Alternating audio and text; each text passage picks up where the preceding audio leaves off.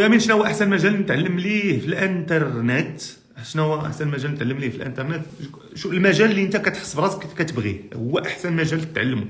ما كاينش، ما تحاولش دير هذا المشكل، ما تحاولش دير هذه المساله انك تخصص في واحد المجال فقط لانه فيه مستقبل، لان هذا هو اللي تيخلق الفارق بين واحد تيكون موهوب في واحد المجال وواحد السيد ما تيكونش موهوب في واحد المجال. علاش؟ لانه فقط تيمشي يقرا باش يمشي يخدم وهذا الشيء اللي واقع دابا حاليا.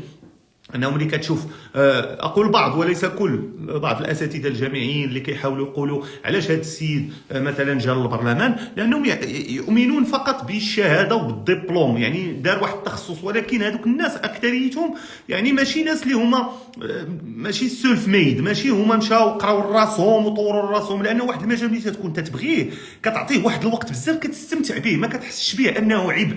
واي مجال انت كتستمتع بالدراسه ديالك ليه وكتطور تقرا لي زارتيكل لي بلوغ، تاخذ دي فورماسيون، كتبقى تتجرب، كتعزيز عليك تجرب، يعني تعزيز عليك تخدم بيديك. فهذا المجال كون على يقين هو اللي غيجيب لك الفلوس. واخا تكون واحد المجال، واخا يقول لك هذا المجال ما فيه ما يدار، او لا كما كيوقع لي دابا، يعني خويا واش ندير الريزو ولا ندير الديفلوبمون؟ لا خويا دير داكشي اللي بغيتي انت، لانه هذاك المجال اللي غدير انت هو المجال اللي غتبدع فيه. كون على يقين، ما ديرهاش في هذاك اللي تيقول لك لا راه الريزو ما فيه ما يدار، لا هذا ما فيه يدار، نيت في العمل على الانترنت، لا الدروب شيبين ما فيه ما يدار، لا الكاشون ديليفري.